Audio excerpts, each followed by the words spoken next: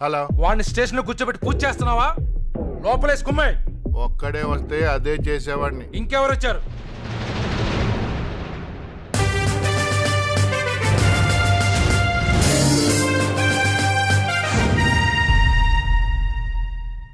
ఇప్పుడు వీళ్ళందరికీ వీడు లీడర్ అయిపోయాడు.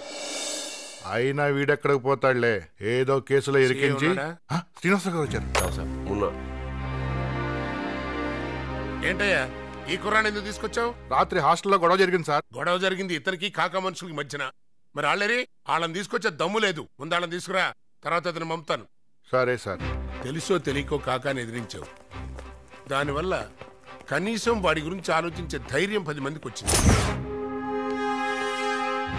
ఇప్పుడు ఈ విషయాన్ని మీరు రాజకీయం చేయడానికి వచ్చారా?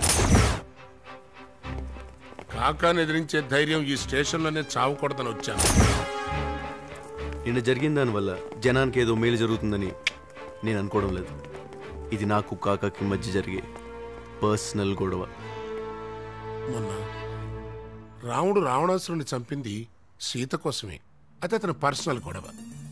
కానీ రావణాసురుడు చావటం వల్ల లోక కళ్యాణం జరిగింది.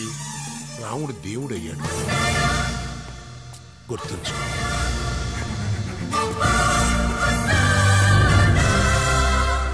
ఆ మొన్నగాడు కాలేజీలో మొదలై శ్రీనివాసరావు సపోర్ట్ తీసుకుని రేంజ్కి వచ్చేసాడు.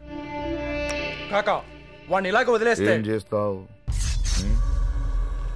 ఇలాంటి బచ్చాగాళ్ళ మీద కాన్సన్ట్రేట్ చేస్తే అనవసరంగా మనమే వాళ్ళని పెంచిన వాళ్ళు అవుతాం. దీన్ని ఇక్కడితో వదిలేయండి. ఇప్పుడు మనం ఆలోచించాల్సింది మన ప్రతి చిన్న విషయంలో తలదూరుస్తున్న శ్రీనివాసరావు గురించి.